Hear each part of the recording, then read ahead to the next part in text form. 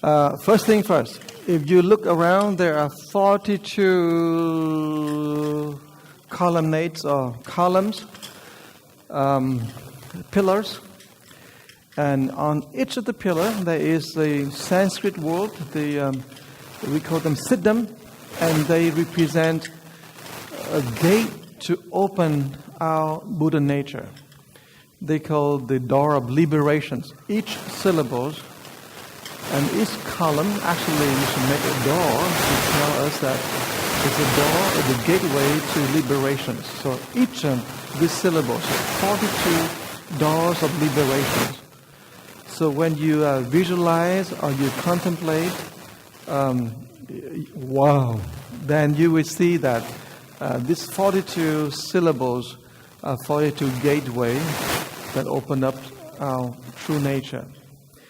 42 cái cột này tức là 42 cái bậc thầy phía trên đó, nó có cái chủng tự tử là một cái chữ đó gọi là một cái cửa giải thoát. Mỗi cái tên đó là một cửa giải thoát. Arapachaнаladabadasa. Keep going like that. Những cái chữ này ấy, nó có một cái sức mạnh vô cùng mà ai đấy mà học một chữ thôi là đi vào một cái cửa giải thoát, gọi là giải thoát môn. Cái đó là một cái mà độc đáo vô cùng của Kinh Hoa Nghiêm. 42 đó là 42 cái thứ vị. 10 cái cột đầu là thập trụ, 10 cột thứ nhì đó là thập hành, 10 cột thứ ba đó là thập hồi hướng, 10 cột thứ tư là thập địa. Và hai cái cột này đó, hai cái chữ này, các bạn thấy chữ bên này này, và chữ này là đẳng giác và diệu giác. Đây là chữ của Phật. Cái chữ này là chữ của Phật, chữ đó là chữ của Bồ Tát Di Lặc đó. Các bạn thấy không? Đó là hai chữ này. The two columns, let me walk here and I don't step on anyone's tails. This one here is Maitreya Bodhisattva, the one who will become Buddha. And this one here is the syllable of the Buddha. Cái này là cái chữ của Đức Phật. This one right here. Thành ra là mấy bác mà vác cái cột trụ này mà về nhà thôi đó, là các bác biết đó là bác đem cái cổng giải thoát về. Cổng giải thoát. Cái này là 42 cái giải thoát môn. Bạn chỉ cần nhìn và đọc thôi. Và mình có cái pháp tu đi về. Mình có một câu thần chú đi về tất cả cái cột trụ này. Alright, now we're going to go inside and I hope that we can turn the lights off completely. Okay? Very good. Now, if you look at the center where that circle, I will walk in. I will start from the inside, coming outside. So let me walk here. Hopefully there's no crocodiles around here. Okay. All right. Looks like everything is safe. Keep walking for a minute here. So here is the center of the mandala. Các bạn có thấy được cái trung tâm không? The circle here, perfect circle here, is the circle of liberation. This, if you be from there and you move into here, I mean you move into the ultimate liberation. This is where the Buddhas stay, always liberated. So when we have the mandala, we invite the Buddhas to come down and preside here. We sit around the Buddha. So the Buddha, Bodhisattvas, assembly of the Buddhas, they stay in this circle here. Now you say, wow, small circle, how many Buddhas sit in here? Millions. They are unobstructed. There's no thing about size. But here, and here the statue of Kuan Yin representing kindness and compassion, representing the openness and the sense of, we call unobstructedness. This is Kuan Yin. So, các bác biết đó là cái vòng tròn này đó là vòng tròn giải thoát. Là cái nơi đó mà chư Phật, chư Bồ Tát trú ngụ. Các bác hỏi, thưa Thầy, đây là chỗ này là 2.000 người ngồi, chứ vậy thì bao nhiêu người ngồi đến nhỏ xíu vậy? thì tại ra chư Phật chư Bồ Tát không hề có cái chướng ngại. Thì ngài ở đây cái chỗ này là vô lượng vô biên. Tại vì Bồ Tát, Phật Bồ Tát là cái tượng này là tượng Quan Âm mà mình gọi là 6 cái tay này. 6 cái tay tượng trưng cho lục ba la mật, thực ra là 8 cái. Tại vì nó có cái tay đó mà nó tượng trưng cho những cái giá trị khác thì bác thấy đó. Cái tay Nhật Tinh Mani, Nguyệt Tinh Mani, rồi nó có cái tay Hợp Trưởng, một cái tay Thí Cam Lô, cái tay Thí Vô Ý, và 2 cái tay là kiết là Định Ấn. Cho nên đó, nổi cái tượng này thôi đó, nổi cái hình ảnh này thôi đó là xứng đáng để cho mình đảnh lễ, mình thờ phượng. Bởi vì đây là 6 cái chuyện của Ba La Mật. Cái tượng này nó độc đáo là bởi vì nó tóm lại con đường Bồ Tát đạo là lục Ba La Mật. Các bạn biết không? Bởi mình có làm cái tượng nhỏ đó, nhưng mà cái tượng này là cái ý nghĩa là vì sao nó có cái này. Bây giờ khi bác tú đó thì bác phải làm cho cái ánh sáng này nó lan tỏa ra trong ngủ ấm. Trong ngủ ấm. Cho nên đó thì thầy sẽ bước qua bên này. So when we cultivate, we are not superstitious. We cultivate to open up the light within us. We want from within us the wave of liberation slowly emanate. And so let me step to here so you can see this wonderful ways of practice. So the weight of consciousness from the circle here, we move into the first section, first wide section. Wonderful. Look at this wide section. It's wonderful. And you can read, this is consciousness skanda. Skanda means darkness. So the first layers, the darkness will be penetrated, and you can see the lights come into the first layer. Now, what is the darkness of the consciousness? It means that we always think about me, about what good I have, what can I get, how much benefit I have. Okay, how do I make the profit out of this? Everything about selfish thinking. So that consciousness now gone, because the light of the Buddha nature emanate to this section here. So we cultivate, we bring this light over. Now, it's very important for you to remember this. In this Dharma, a lot of things we cannot do, but the Buddha helped to make the light emanate from our heart. That's the teaching. Khi mình tu đó các bạn biết không, mình gọi là tu tha lực. Mình phải dùng cái pháp Đức Quan Âm Bồ Tát, sức mạnh của Ngài đó, mình lan tỏa cái ánh sáng từ bi hỷ xả của Ngài đó đi vào trong thức ấm. Thì vào trong thức ấm thì các bạn biết sao, bạn có hình rất là đẹp. Vào trong thức ấm đó, thì nó có một cái chuyện xảy ra là cái tâm thức vì ngã của mình là biến mất. Thế nào là tâm thức vì ngã? Là mình lúc nào mình nghĩ là mình được cái gì, mình có cái gì, mình ích kỷ vô cùng, lúc nào cũng muốn về mình cả. Cái gì cũng muốn mình sung sướng, mình không thể nào mở tâm để mà cảm nhận cái đau khổ ở người khác, và mình không thể nào mở cái tâm ra để mình có thể hy sinh cho người khác được. Mình sống cho cái vui và cho cái hạnh phúc chính mình mà thôi, chứ không phải người khác nữa. Và đôi khi mình không hề nghĩ tới cái hạnh phúc của người vợ mình hoặc là người con của mình. Cho nên cái thức ấm đó là sự thay đổi để mình không còn ích kỷ nữa. Đó là cái cultivation, cái tu hành rất là quan trọng. Mà mình không tự làm được các bác, phải nhờ Đức Quan Âm Bồ Tát, Phật đó, Ngài lan tỏa ra. Thế nên ngày mai là mình hy vọng là các bác hiểu được cái chuyện đó, tại sao là ánh sáng nó mở ra. And then after the light from the Buddha nature emanate to the consciousness, now it dropped down the next level. The next level after the consciousness we call the habitual energy or habits or habitual ground. Habits is very deep, but it's still not as deep as consciousness. But the second level of dropping down, or we call unfolding, is the green one. Now you can see the light go to the green section. Wonderful. You see the green section here? And it means that now the consciousness open up and you go deep into habits. Habits is what you can see. Consciousness you cannot see. Consciousness is always about me. You can't see that, a blind spot. But habits is something we can see. For example, the habit of eating a lot. The habit of always be greedy. Habit of fighting.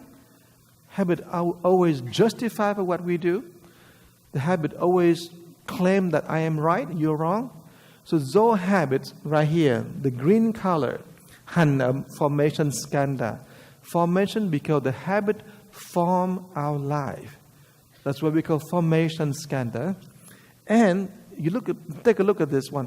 Skandha means darkness. And therefore, now the line moving into a habitual ground, a very subconscious level. Bây giờ cái ánh sáng là lan tỏa tới cái hành ẩm. Hành ẩm là cái gì? Là cái thói quen. Tại vì cái tâm thức và thói quen là hai cái khác nhau. Tâm thức lúc nào cũng có cái ngã, cũng có cái tôi. Nhưng mà hành ẩm là cái thói quen. Và cái thói quen đó là lúc nào mình cũng muốn mình nhiều hơn ai cả. Thì cái thói quen mà vì ngã là nó mạnh vô cùng các bạn. Cho nên bây giờ cái ánh sáng là phải tới sâu tới cái hành ẩm, tức là cái thói quen của mình mới được. Cái nhận thức của mình biến tuồng cái hành ẩm là cái thói quen. Thì cái thói quen này các bạn thấy màu xanh này đây, cái hình nó bọc lại, nó chằng lại, nhưng mà nó là cái lớp sâu hơn. Khi mình xuyên qua được cái thói quen rồi đó, cái thức ẩm nằm dưới này, hành ẩm trên này, thì mình xuyên qua cái hành ẩm thì mình tới cái tượng ẩm. Tượng ẩm là sự suy nghĩ. After you penetrate into the first one, consciousness, which means the place where we set up the subjectivity and objectivity. Now we move into the habitual. This is habit.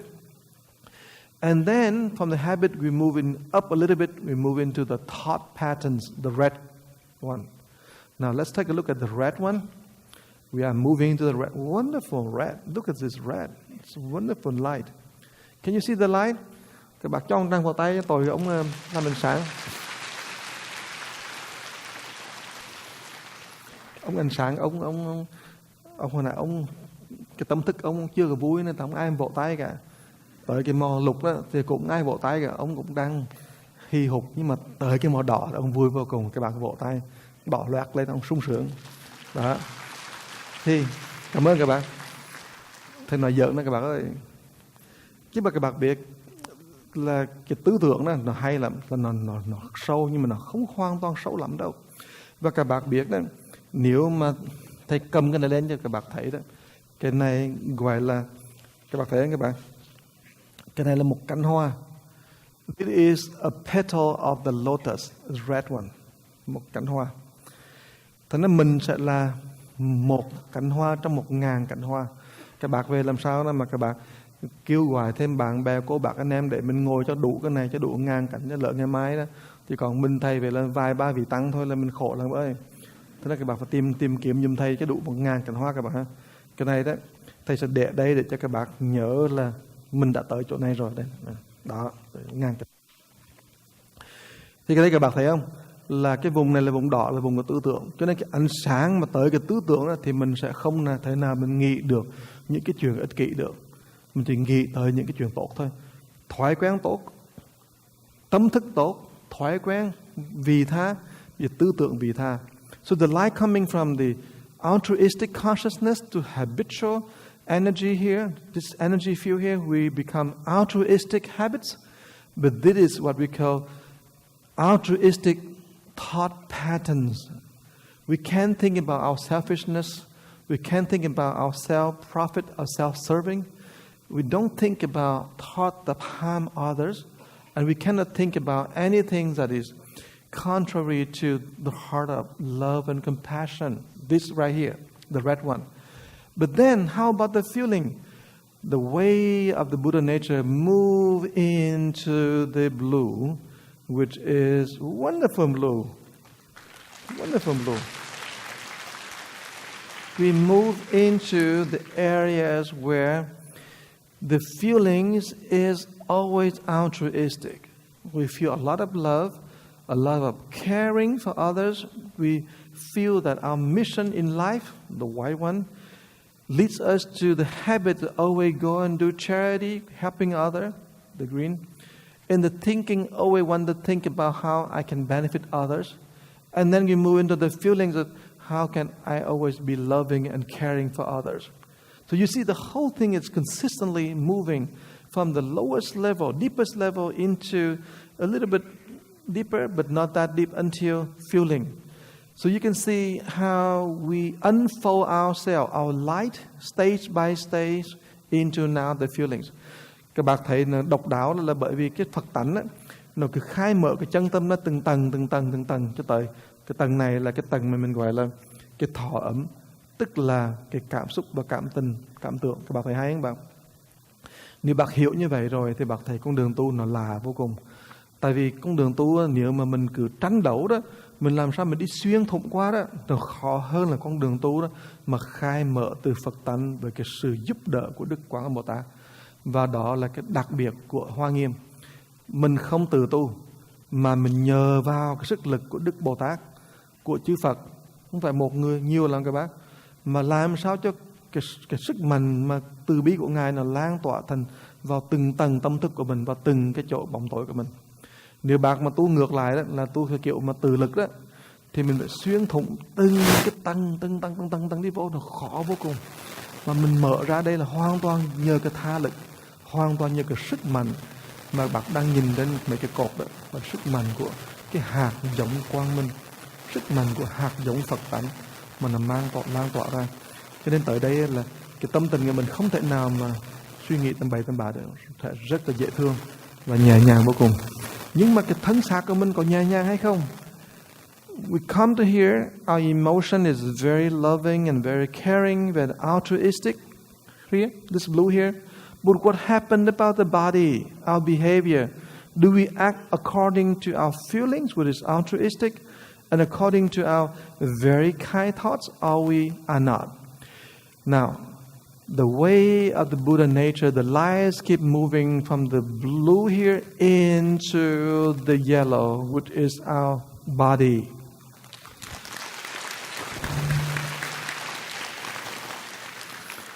Jake, they clap their hands to appreciate your work, not me. They think you are so wonderful. They think your fingers are at the yellow level right here. So the waves of the Buddha nature now go to the body, and the body will act according to the altruism, meaning we don't act confusedly anymore. We act with a principle, and we act according to our heart, to our thought, in such a beautiful way that we don't fight anymore. Fighting, violence, stop right here. So in the physical behavior, there's no such a violence and abusive words and abusive behavior. It's gone. It becomes very caring, very gentle, very kind.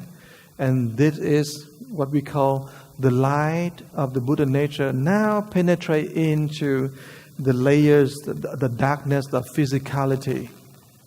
Bây giờ đó, các bạn thấy không? Cái ánh sáng Đức Phật đó, của Phật tánh nó truyền tới chỗ này luôn các bạn. Là cái chỗ mà mình gọi là cái thân xác của mình.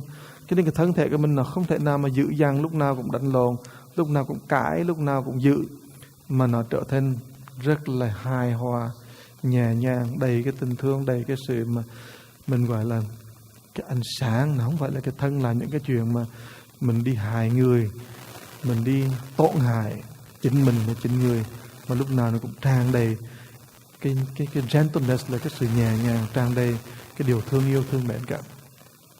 Khi mà ánh sáng nó tới như vậy rồi đó, tới mình rồi đó, thì bây giờ mình tới người.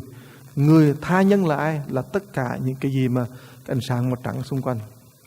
So these 5 layers is our own subjective experiences. This is us inside.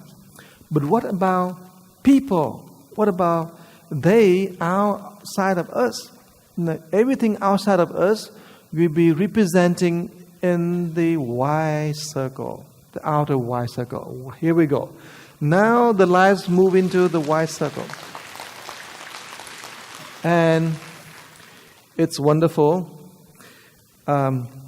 Please turn the room lights on so you can see all of this becomes so bright, and clearly the light of the Buddha nature now moving all the way to the Dharma realm, or we call to all the heart and minds of all living beings.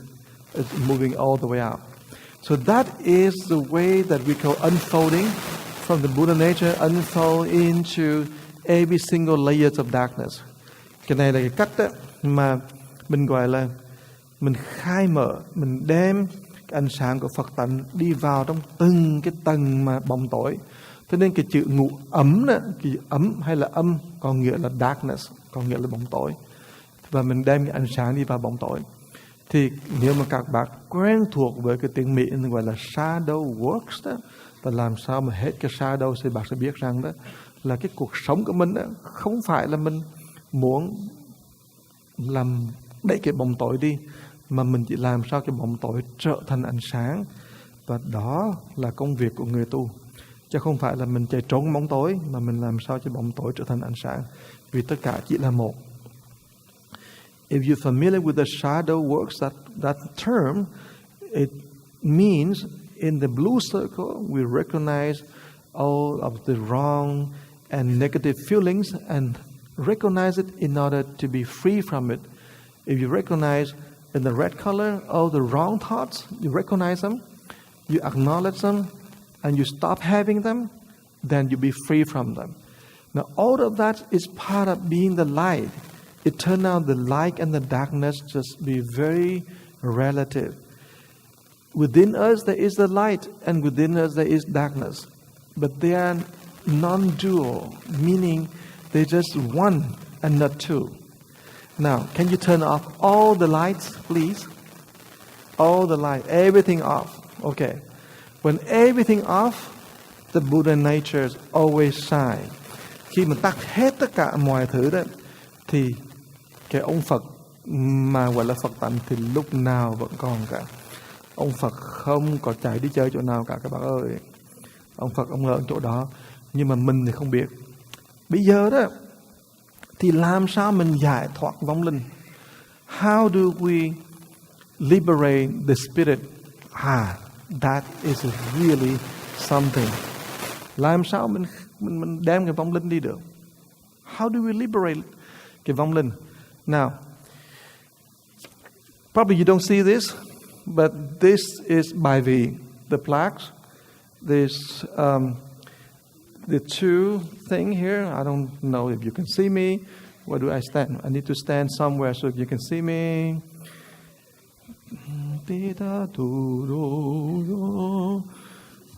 Mai vô ái mùa hồng.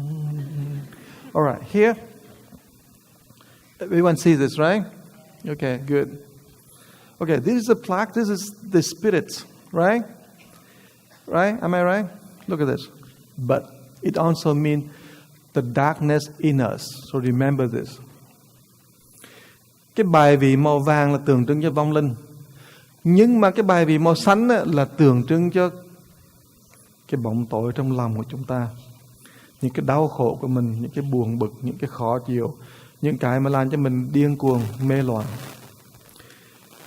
The yellow one is the spirit outside, but the green one is our sadness, our depression, our pain, our sorrow, our disappointment, every single deep feeling of shame, and perhaps the deepest part in our psyche is the sadness that will never be erased. All of that very heavy upon our spirit. So we need to bring this darkness, this thing here, we need to bring into the light. That is how we liberate. So how do I do this? I need again to go through these layers. All right? So here, the first one, I have to walk back here. So this is the white color. So we need to open this. So please recite with me. Sili sili om bonam mandaling hali om vesala hum pancha. Okay, everyone recite with me. Sili sili om bonam mandaling hali om vesala hum pancha. Sili sili om bonam mandaling hali vesala hum pancha. Sili sili om bonam mandaling hali om vesala hum pancha. Very good. The moment you finish reciting that mantra, all the spirits everywhere in Anaheim, Orange County, all the spirits will be right at this place right here. All of them.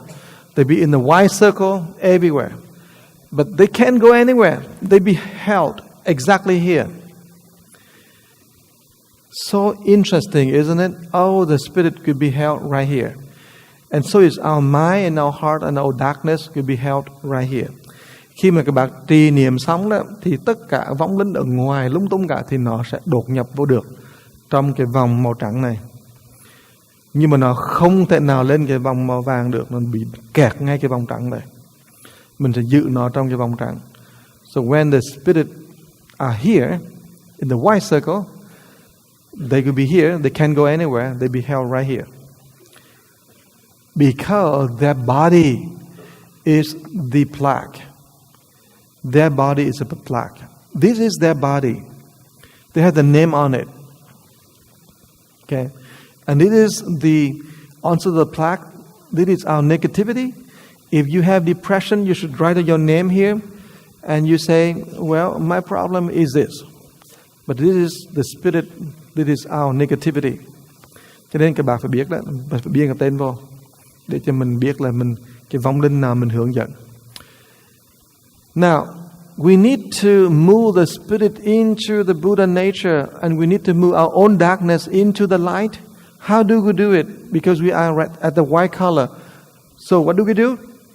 We recite Nola Jinchu Panzala Ye. Okay, all together with me, and we walk into the yellow. Nola Jinchu Panzala Ye. Om Zilanan Ye Hum Pancha. Nola Jinchu Panzala Ye. Om Zilanan Ye Hum Pancha. Very good. So the spirit now move into the yellow rim here. They are much more advanced than the white spirit over there. But they still be held captive here. This is a space where, you remember, it's about form skandha. It's a solid darkness. Khi mình tới đây là mình đem cái vong linh đi vào trong cái chỗ mình gọi là kiên cố vọng tưởng. Là mình ngừng ngay chỗ này. Vong linh không thể nào tiến thêm được nữa các bác. Nhưng mà vong linh đã bên ngoài đi vào trong cái kiên cố vọng tưởng là cũng khá lắm rồi. Mà nó darkness là nó cái nóng của nó đó, cái mình gọi là cái vọng tưởng đó, nó cứng và nó chắc kinh khủng luôn, nó solid, kiên cố. Bây giờ tội nghiệp vong linh nó đứng tế thì không được, cho nên mình phải làm cho nó đi vô trong nữa, right? The spirit cannot be here all the time. We need to move in. And here, what we call is, in English we call, like we are headstrong, obstinate, like we are very stubborn. That kind of solid attachment right here, this area here. So the light will dissolve that solidity and make us a little more fluid, and so we can step into the blue. So we step into the blue, the false thinking is less and less solid. The yellow, completely oblivious, it moves away. Our solid attachment now become a little more fluid. We attach, but we're not that stubborn anymore. So this is the second stage of the spirit. Sau khi mà cái vong linh á, mà nó đi đó các bạn biết không? Đi từ cái chỗ màu vàng á, là nó chấp trước, nó cứng đầu cứng cổ vô cùng á. Bây giờ cái vong linh á, thì nó bớt đi. Tại vì các bạn biết khi mà cái vong linh nó thù dễ sợ. Bạn hãy nghĩ tới đó, cái vong nhi mà bị phá thai, cái thù hận của nó kinh khủng vô cùng. Nó thù, nó chỉ có một cái tư tưởng nhất là cái thù thôi, làm sao mà trả thù được thôi. Nhưng mà khi mà bạn đem từ cái màu vàng qua màu xanh đó, thì cái sự thù hận đó bây giờ tự nhiên là biến mất lần. Nó bắt đầu nó cảm thấy cái sự ấm áp của cái tình thương. Nó bắt đầu nó cảm thấy một cái nỗi niềm nó nhẹ nhàng hơn một chút, nó không còn dữ nữa. Nó giống như cái lửa đang cháy to như vậy, mà nước nó đi vào. Thế là cái vong nhi tự nhiên là cảm thấy ủa, hồi xưa là mỗi giây là tôi thù hằn lắm. Bây giờ đó 1 giờ đó, nhiều khi là chỉ thù hằn còn chút xíu thôi. Khoảng 1 giờ thù hằn còn 50 phút. Thì dụ thôi. So, for example, when we were at the yellow, now we got the blue, yellow, did you realize that the unborn baby who was aborted unborn baby, they hold the very, very solid grudges. The grudges is really, really deep. They cannot think anything else except one thought: I will take revenge. And that thought is no respite, no stop, relentlessly thinking about one thing: killing, revenge. But when the spirit is moved from that into the blue color right here, suddenly the light of the Buddha nature, make that spirit, the vengeful unborn baby or unborn spirit there, suddenly have a feeling of coolness, a feeling of, well, how wonderful the gentle breeze come to me. How wonderful that a feeling of not taking revenge, not kill anything. How wonderful that thought is, that feeling is. So we have bring the spirit from the solid anger and hatred and animosity into a much more fluid state, and the spirit now don't have that very solid anger and hatred. But then it's not enough. We need to elevate that spirit up one more stage. And the red lights open, meaning the Buddha nature now shining onto this. Wow, các bạn cho tay vào tay mình. Ông này hay. Ông này ông thông minh cực kỳ đó, thầy nói từ đó ông vàng đen từ đó, mà dù thầy nói tiếng Việt ông cũng hiểu nữa các bạn. Thì cái lúc này là các bạn nên biết đó, thầy vừa muốn nói cái vóng nhí đó, mà đi tới cái chỗ này rồi, từ cái chỗ mà hận thù vô cùng, bây giờ mình có một cái làn gió nhẹ tới đấy đó, dung thông vòng tiện tự nhiên đó mới bắt được cái ý của cái người mẹ. Tại ra người mẹ đang cầu, tại ra người mẹ đang nghĩ tới mình, tại ra người mẹ đang thương mình, tại ra người mẹ đang hối hận. Cái đều gọi là dung thông vọng tưởng. Cho nên khi mà các bác mà ở trong cái Mandala này, bác là người mẹ đó, mà có con đó, mà bác lỡ phá thai đó, thì bác hối hận, bác cầu nguyện, bác nhớ nghĩ, bác gửi cái tình thương, cái tư tưởng đó đó, thì ngay cái chỗ này nó sẽ connect với cái đứa con của mình. Đứa con của mình đó, thì là nó ở trong thai mà nó bị phá thai, nó tức lắm đó. Thì bây giờ tự nhiên nó, tại ra mẹ đã có cái tư tưởng nghĩ tới con. Và nó nhẹ nhàng hơn, nó không còn cái sự tức giận như màu vàng nữa, nó không còn cái sự sôi sục của màu xanh nữa đâu, mà nó bắt đầu có sự cảm thông. Now let's get back to the baby who was aborted when the baby is still in the womb, the unborn baby. Let's talk about that spirit. At the yellow, that anger and hatred, want to revenge is so strong, so solid. But the light of the Buddha come and that's melt away that solidity. The spirit can move into the blue, and when the blue, it start to feel the coolness, the breeze of kindness, and sometimes the feeling of love from the mother. But when they get to the red one, the spirit now experience the thoughts that the mother had at the mandala. So if you are a mother, you need to think a very kind thought. You need to think about the thought of repentance. Say, I'm sorry, I didn't know when I aborted. I was forced myself into the situation, and I wasn't really want to do it myself, but because of economic reason, social reason, many reasons, and because I didn't know how important it is, so I have committed this crime, and I want to say sorry now. Now that thought, back on the yellow and the blue, the spirit cannot catch it because they are so thick with hatred. But into the red color here, when the light comes over here, the spirit now catch that thought. And the spirit say, whoa, it's that so. I accept it. The way the breeze now go deep into the psyche, and the spirit now feel much, much, much open. And thus, the spirit want to move deeper into liberation. The green colors light up. And it's wonderful các bạn.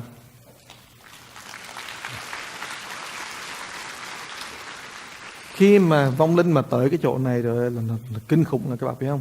Là nó hết đi cái sự hận thù bên kia, nó mất đi những cái niềm mà gọi là tức tội này, cái lạy tức rồi này, nó khó chịu đó, bây giờ nó mất đi vì cái lòng thương. Tới cái vòng đỏ đó là cái tư tưởng mà đẹp đẽ mà vì tha của người mẹ là nó tới. Nhưng mà tới cái vùng này đó, thường thường đây là một cái thói quen xấu của chúng sinh đó, là lúc nào là cũng vì mình tức vì mình. Thì bây giờ tự nhiên đó, cái thói quen là nhẹ nhàng vô cùng. Cái thói quen là không phải vì mình nữa, mà cái thói quen tự nhiên mình nghĩ tới tự do. Vì mỗi người mình đều có một cái sự tự do cả, và mình cái đó là một cái thói quen là mình tự do. Các bạn thường thường mình hỏi, mình hay nghe nói là sao mày làm càng quá vậy, mà từ làm càng. Thì bạn đâu có biết tại ra cái tư tưởng muốn làm càng là muốn tự do đó nó có sẵn. Thì tới lúc này tự nhiên cái tư tưởng đó hay là mình gọi là cái thói quen đó, là mình muốn tự do đó, nó mạnh hơn.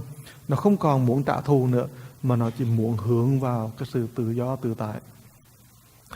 The spirit at the yellow was then happy, always so stuck with the feeling, with the kind of energy to fight and to revenge. But get to the blue, feeling the warm, the caring feelings from the mother. Now the spirit are losing up. Get to the red one, the spirit catch all the thoughts of caring, the thought of repentance, the thought of renewing from the mother. The spirit now even more receptive to the light. Come to the green one, the spirit have a whole different feeling, because this is a habitual ground. The spirit receive it, a very wonderful kind of energy, the habit, a deep habit, want to be free. Doesn't want to take revenge, doesn't want to harm and hurt, but want to really liberate itself. The yearning to be free is so deep within each of us that in the most profound place within our psyche, we always want to be free. And we had the right to be free. But now the spirit was not bothered by all the other, we call the negative feeling and negative thoughts and negative behavior pattern. The spirit feel it needs to be free, and freedom is the most important at this very moment.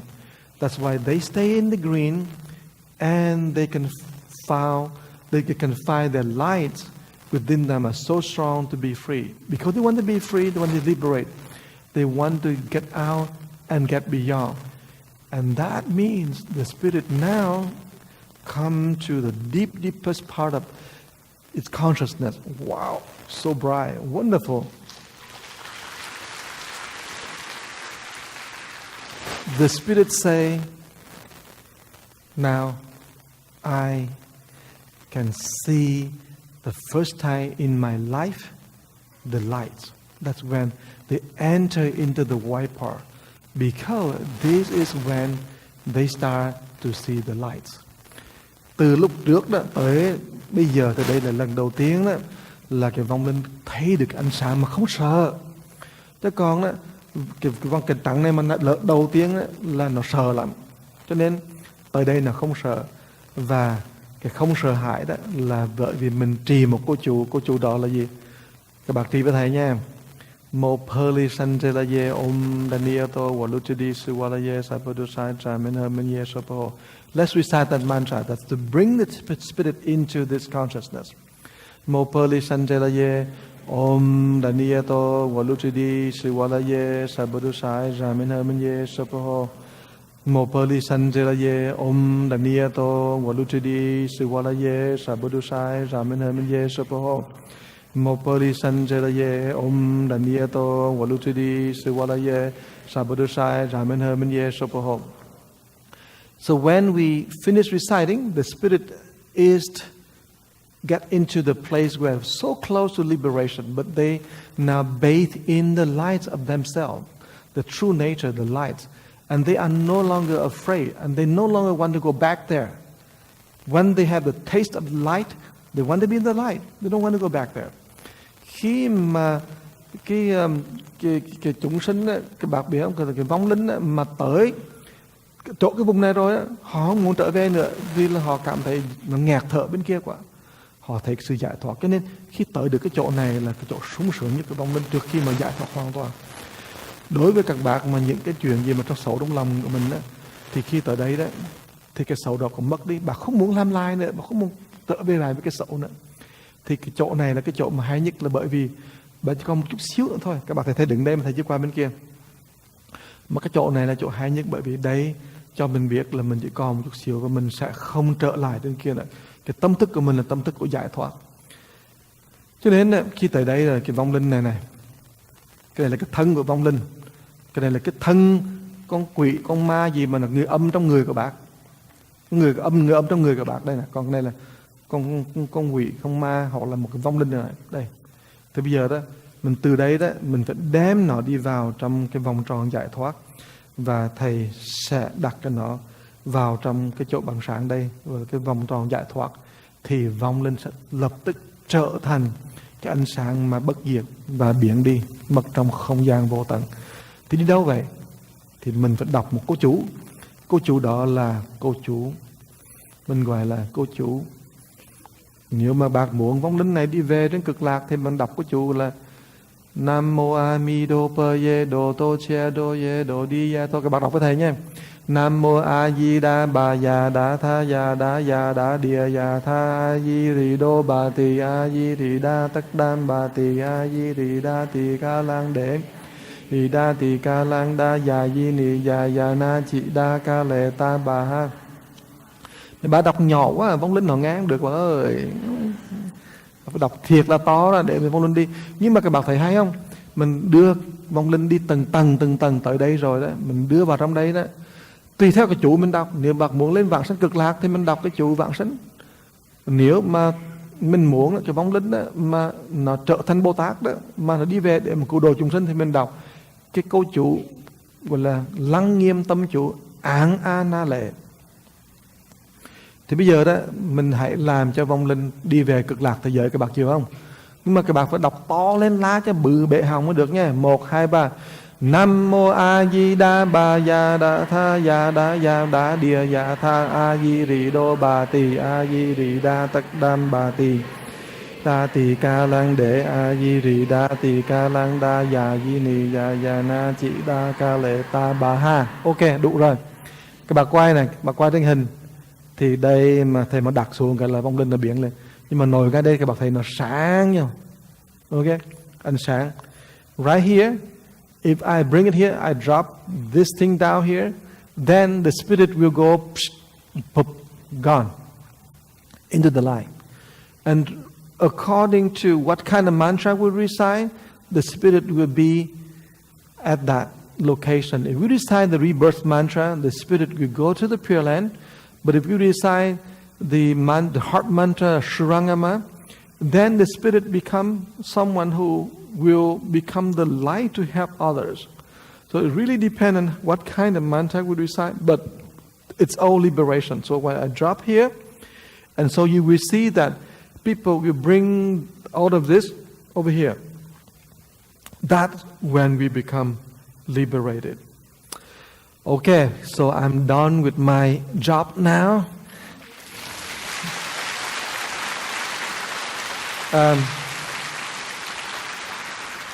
Everyone, give Jack a hand over here.